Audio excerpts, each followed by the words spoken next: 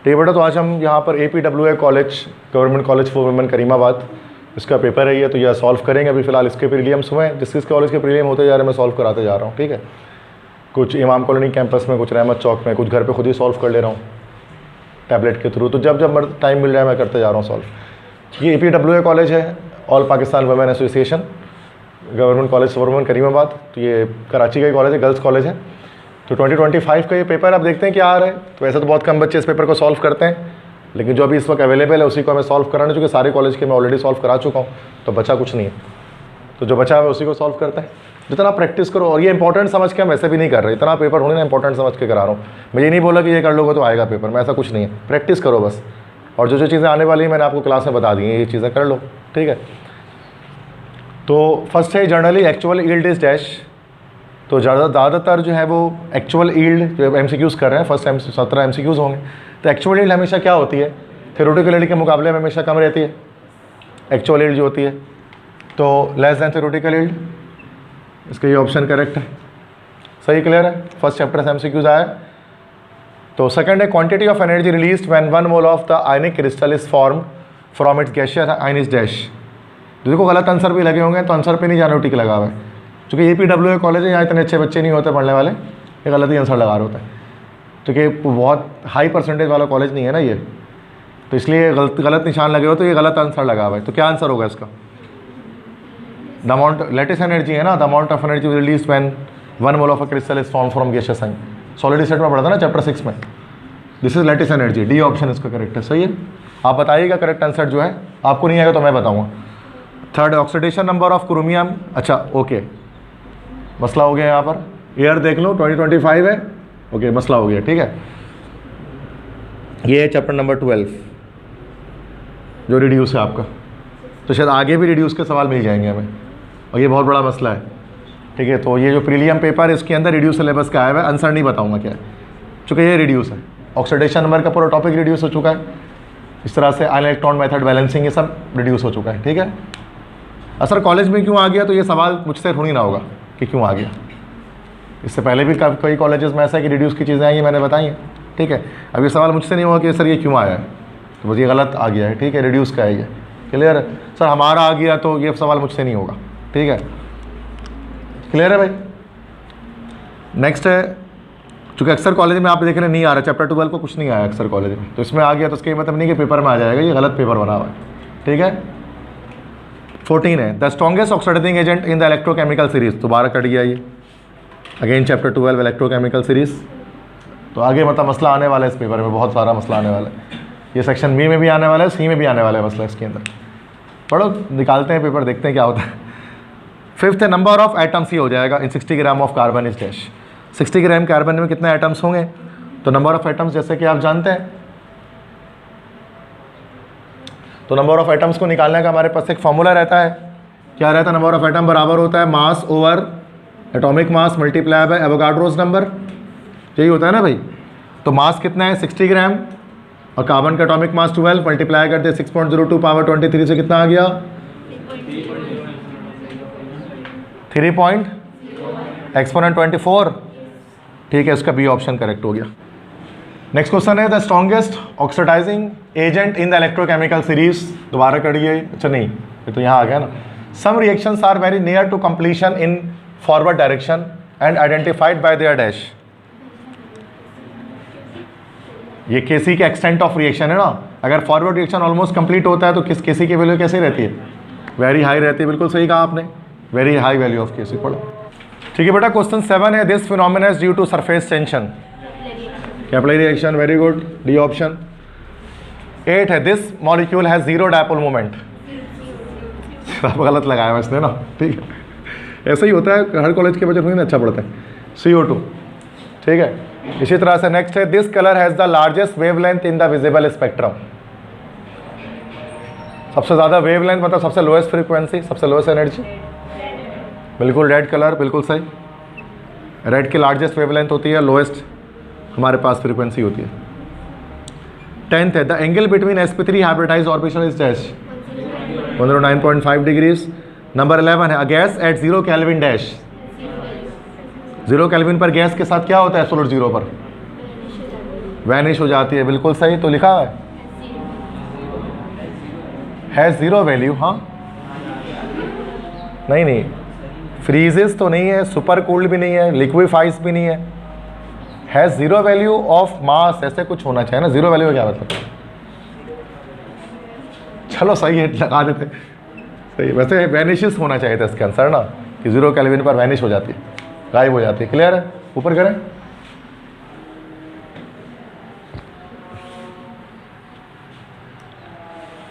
ठीक है जी, नेक्स्ट है 12th है, a powder solid is more reactive than its chunks due to dash,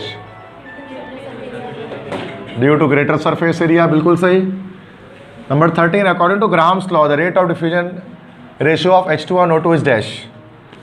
H2 and O2, okay, मतलब H2 हो गया हमारे, ये हमारे पास ऊपर आ जाएगा 32 आ जाएगा, नीचे आ जाएगा 2, ये हो गया 16, 16 का रूटिंग खिलाफ 4:1 ना, मतलब hydrogen gas diffuse is 4 time faster than oxygen gas. Clear है? आते करना ये सबको, ग्राम्स लॉ। नेक्स्ट है 14 है, the quantum number values of 3D orbitals are dash. 3D, n की वैल्यू क्या होगी इसकी? 3 होगी, और l की वैल्यू कितनी होगी इसकी? d है ना, तो 2 होगी, तो n equal to 3, l equal to 2, A option. 15th है, when acid and base react the following reaction occurs, neutralisation. 16th है, which of the following solution is a base? Na2CO3 चूंकि एक बेसिक, ये हमारा एक सब्सटेंस है ना, basic salt है, दैट्स व्हाई। 17th है, which of the following compound does not contain hydrogen bond? Water में हाइड्रोजन बॉन्ड सबसे ज़्यादा होता है, नहीं आया तो बच्चे को पता है, सीट H2O में होता है हाइड्रोजन बॉन्ड, ठीक है, तो उसमें नहीं होगा ना, हाइड्रोकार्बन LDF होगा उसमें। क्लियर है भाई? तो कोई मसला है यहाँ तक? 17 तक MCQs करेक्ट है। आप दिखाएं, शॉर्ट दिखाएं इसका, शॉर्ट में क्या पूछा?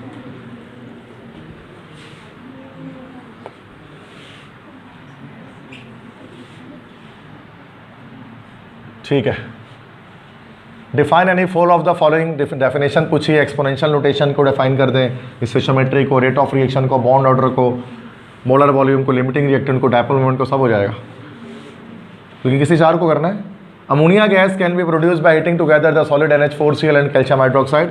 If a mixture containing 100 gram each of this solids is heated, determine the limiting reactant of mass of ammonia gas produced. ये लिमिटिंग रिएक्टेंट का सवाल है, ठीक है। सवाल किया आप लोगों ने कभी ये वाला? कोई, ये मैंने कराया आपको, मतलब ये शायद ओल्ड बुक का सवाल दिया है उन्होंने, लेकिन है तो लिमिटिंग रिएक्टेंट का। तो 2 रिएक्टेंट्स दिए गए हैं जिसमें से, और दोनों के 100 ग्राम लिए गए, और आपसे पूछा जा रहा है बताएं अमोनिया गैस जो है वो कितनी फॉर्म होगी, ठीक है। तो अब हो जाएगा ये वाला सवाल इजीली सॉल्व, इसमें को मसला, क्योंकि इसमें क्या है कि दोनों के 100 ग्राम है। क्या लिमिटिंग रिएक्टेंट सबको आता है करना? पैसा बचे, इसको नहीं आता तो मैं उसको सिखा देता हूँ। तो बेटे बुक का सवाल है आपके, बुक का, अच्छा बुक के क्वेश्चन मैं इसलिए यहाँ पर अटेम्प्ट नहीं करूँगा क्योंकि ये ओवरऑल मैंने इसको लेक्चर में सॉल्व किया हुआ है। तो वीडियो लेक्चर जब कोई देखेंगे ना तो उसको वैसे भी इसका आंसर दिख जाना है, जब चैप्टर वाइज जो मैंने समान चैप्टर को सॉल्व कराया है। तो इसको मैं सॉल्व नहीं करना, वरना बड़ा आसान है लिमिटिंग रिएक्टेंट का। चलो ठीक है, ये हो जाएगा आराम से। थर्ड है, AlCl3 is use in the manufacturing of rubber, it is produce by allowing Al to react with Cl2 gas. ये एक रिएक्शन दिया हुआ है, when 160 gram aluminium reacts with excess of Cl2, 650 gram of AlCl3 is produce, what is the percentage yield? ये भी book का सवाल है शायद, ये है ना बुक का सवाल, परसेंटेज यील्ड वाला, AlCl3 वाला। हो जाएगा ये परसेंटेज यील्ड, आराम से हो जाएगा, हर बच्चा कर सकते इजीली, कुछ नई बात नहीं। क्वेश्चन 4 है, हाँ video on. Differentiate any two of the, बड़ा ऊपर करें इसको ताकि बाकी बच्चों को दिखे, ऊपर करें, सबको दिखता नहीं है ना, आप सही है, ओके। अच्छा, डिफरेंशिएट करना है between any two, sigma bond pi bond, हो जाएगा difference. Line spectrum, continuous spectrum, difference तो कर ही लोगे, क्रिस्टलाइन सॉलिड, अमरफस सॉलिड, ये भी कर लोगे, हो जाएगा डिफरेंस को मसला। VBT MOT भी हो जाएगा, सारे हो जाएंगे, करना है लेकिन सारा तो नहीं होगा, एनी टू करना है इसमें, बड़ा आसान पेपर है, देख लें। लेकिन मुझे गलत ही हुआ ना, मुझे आगे डर लगे रिड्यूस सिलेबस का कुछ ना आ जाए। Explain with the example the ionic character of covalent bond, वही polar non polar covalent bond को एक्सप्लेन कर देना। पोलर कोवेलेंट बॉन्ड में डिफरेंस के फॉर्म में क्या आप उस पॉइंट वाइज कर दो, पोलर कोवेलेंट बॉन्ड ही होता है ना, आयनिक कैरेक्टर इन कोवेलेंट बॉन्ड, याद है सबको, चैप्टर 3 में हो जाएगा। वैसे बेहतर है कि ना करो, कुछ दूसरा सवाल करो, न्यूमेरिकल कर लो उसकी जगह पर। Oxygen gas is produce by heating KNO3, book का सवाल है क्या? The gas is collected at, हाँ बुक का ही शायद सवाल लग रहा है। तो what is the mass of O2 gas produce, ये मास मास रिलेशनशिप का सवाल हो जाएगा बेटा। एग्जैक्ट बुक के तमाम वैल्यूज़ पे बुक वाले ही हैं। कुछ नया सवाल होगा तो मैं लाजमी कराऊंगा। जैसे जब मैं सेंट लॉरेंस का पेपर सॉल्व कर रहा था ना, तो उसके अंदर उन्होंने ज़्यादातर सवाल ओल्ड बुक के डाले हुए थे न्यूमेरिकल, तो वो मैंने कल तो बहुत सारे सॉल्व कराए थे। तो सेंट लॉरेंस का अगर कोई बच्चा है तो एस सी लॉरेंस का, लेकिन ये है कि सारा एग्जैक्ट बुक का है। नेक्स्ट है state scientific reason for the following. ऊपर करें, अब following drop of liquid always spherical हो जाएगा, सरफेस टेंशन रीजन है, boiling point of water is greater than HF, hydrogen bonding, milk और more rapidly in summer than in winter, rate of reaction है, temperature बढ़ेगा तो rate of reaction बढ़ेगा, हो जाएगा।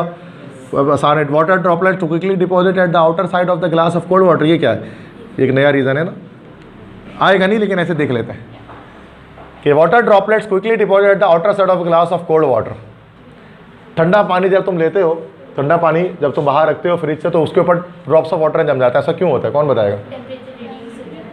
टेम्परेचर रिड्यूस होता है, कंडेंसेशन होती है। जो वाटर मॉइस्चर होता है ना, वो आपका टेम्परेचर रिड्यूस होने की वजह से वो लिक्विड में कन्वर्ट होकर उसके चारों तरफ जम जाता है। इसी है कंडेंसेशन, तो पता ही नहीं सबको। ये नहीं लिख देंगे पानी छोटे छोटे सुराख होते हैं, पानी बाहर आ जाता है बोतल में से, ऐसा तो नहीं होता है। इतना तो फर्स्ट टाइम में आपको कॉन्सेप्ट है ना कि ऐसा नहीं होता। तो वही हम सिंपल इंग्लिश में इसको हम लिख सकते हैं अपनी तरफ कि due to the reduce in temperature the moisture outside the bottle condense into liquid form and deposits upon the bottle. ठीक है, हो जाएगा ये काम। तो मसला ये एक नया रीज़न है, कभी नहीं आया ज़िंदगी में, उन्होंने यहाँ पूछ लिया। तो ऐसा इसलिए हम देखते हैं कोई एक नया सवाल तो मिले ना यार, अभी तो सारा सॉल्व हो जाएगा।